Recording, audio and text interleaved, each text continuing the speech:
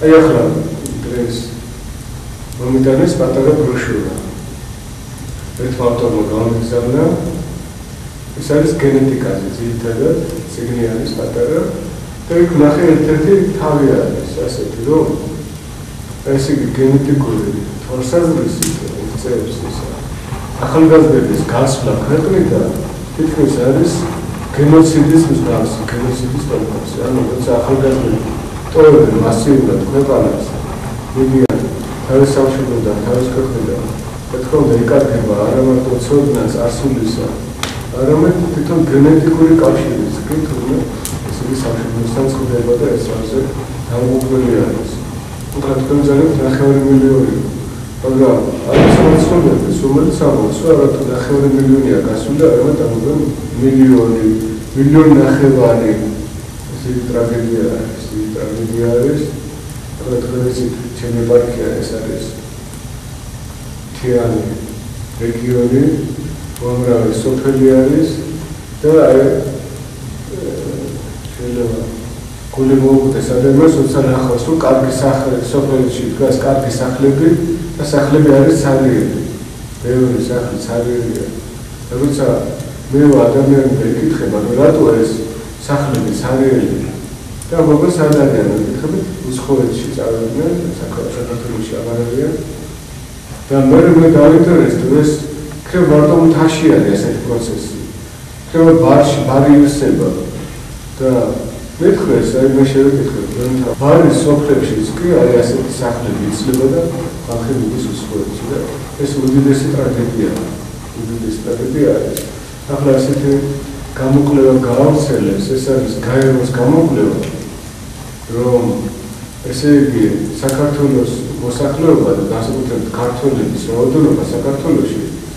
იმდენად შეიძლება შემცირდეს თვითონაც ასეთი სტატისტიკა არის გამოთვლა არის და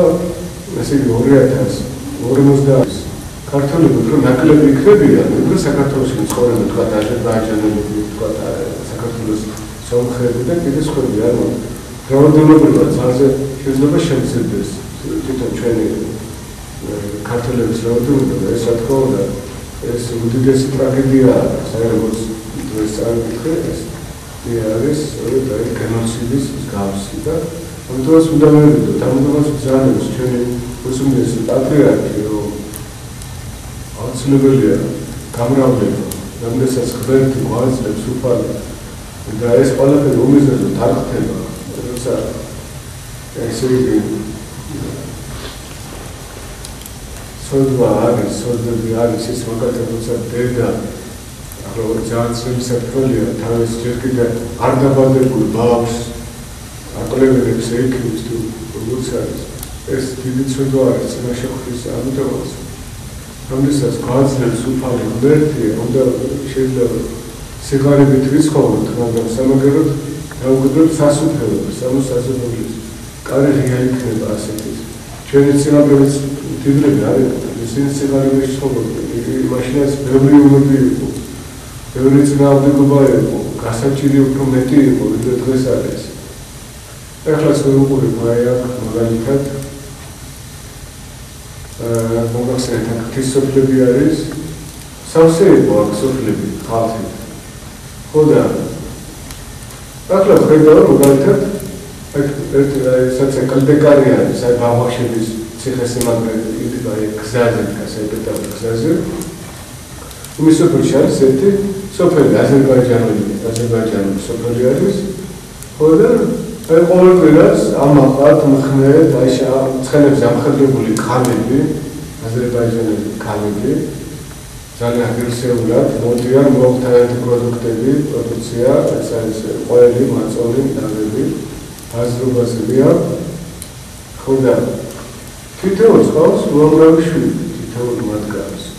ახლა იმათ შვილებს ცხოვრებაში თქვენ რო ნახოთ რა არის პამპერსი რა არის ასეთი რამები საერთოდ არც იციან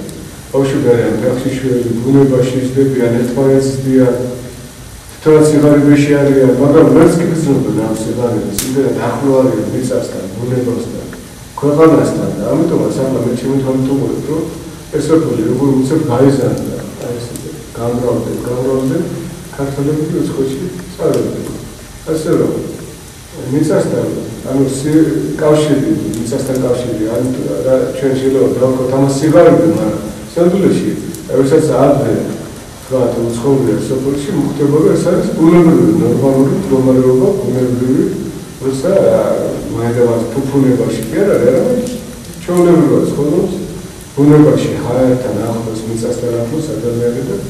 ზის თავისუფლებს. აი ასეთი ცხოვრებით შეიძლება და კიდე სხვაზე მრავალი კარგი ცხოვრებიდან შეიძლება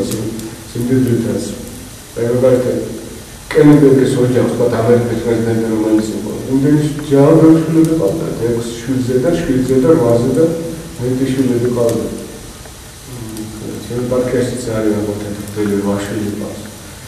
არიან ასეთი ჩვენი სამხედრო მაგრამ ძირითადად უცნესის რაც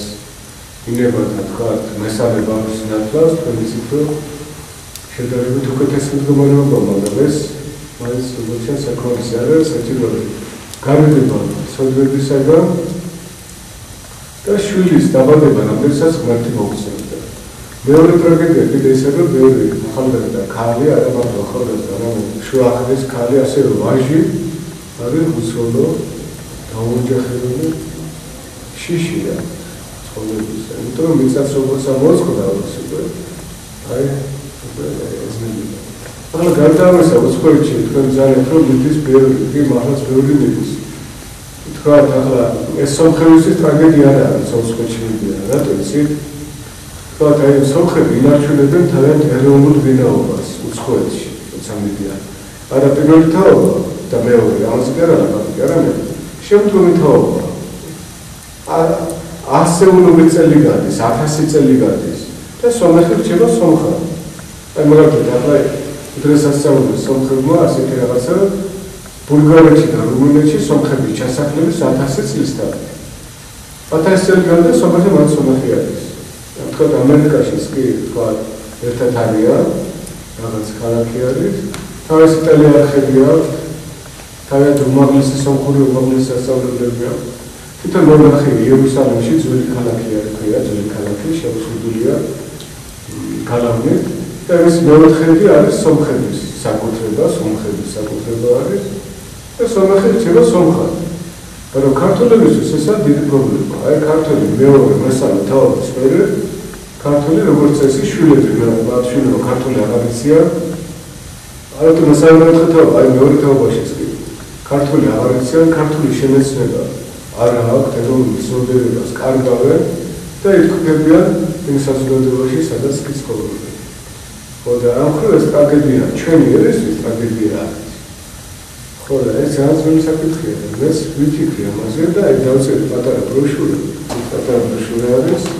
ჩვენი უცხოეთში წავსულ ქართველებს ეს არის ადრე უფრო ბევრი მიდიოდა 2001 წელს არის მეგონი გამოშვებული ეს ბროშურა და არის აქ რჩევები თქვა როგორ შეინარჩუნოს მართლმადიდებელი სარწმუნოება როგორ შეინარჩუნოს ეროვნული ვინაობა როგორ შექმნეს საეკლესიო თავიანთი ქართული ეროვნული თემები ეროვნული ეკლესიები როგორ დააარსონ რატომ უნდა დააარსონ ეკლესიურად ვის იურისდიქციაში უნდა იყვნენ აქ არის ბევრი ეს წიგნი როცა გამოვიდა მაშინ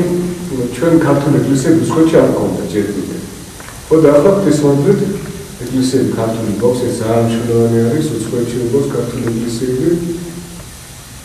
ეს ძალიან მოსასალმებელია ის ნიშნავს რომ ცნობიერება უფრო წინ წავიდა ეროვნული ეკლესიური ცნობიერება მაგალითად სხვა მაგალითს ვიყავ 30-იან წლებში მე-20 საუკუნის 30-იან წლებში ემიგრანტმა ქართველებმა პარიზში გახსნეს წმინდა ნინოს ეკლესია აკურთხებინეს წმინდა ნინოს ეკლესია და ეს ეკლესია შეიყვანეს არა საქართველოს საპატრიარქოს იურისდიქციაში არამედ შეიყვანეს კონსტანტინოპოლის საპატრიარქოს იურისდიქციაში და იქიდან უმუშავდნენ დლებს ანუ ჩვენს იურისდიქციაშიც კი არიან ანუ მათ ეს ცნობიერებაც არ ჰქონდა 30-იან წლებში საჭიროა საკუთარი ეკლესიის იურისდიქციის ქვეშ ყოფნა ეს რა თქმა უნდა სომხისთვის გინდა რუსისთვის აი უამრავი რუსული ეკლესია თქვენს უცხოეთში უამრავი აი მეუხრეში მაგალითად მე მინახავს რუსული ეკლესია და მოოქროვილი გუმბათები ერთი კი არა უამრავი ხალხისთავიანი ბოლქოვი გუბათები ასია ყველა ქალაქში რუსული ეკლესიები, რუმინული ეკლესიები არის განმეორებული და ისე აი თქვა ქართული ეკლესია როცა გახსნეს პარიზში ისიც დაუქვემდებარეს ბერძნულ საპატრიარქოს ანუ არემონტა. ახლა ჩვენი უძმესი მადლი ჩვენს იურისდიქციაში არის ეკლესიები, მაგრამ საჭირო უფრო მეტი. ეს პროშურები საინტერესოა გამოვეცი რომ აი ხელ შენარჩუნებინათ როგორია და ბევრი არ გამოვიდა რა გამოვიდა ყოველ შემთხვევაში უცებ დაიტაცეს. ასე რაც ახსენე ჩვენს იქოთ.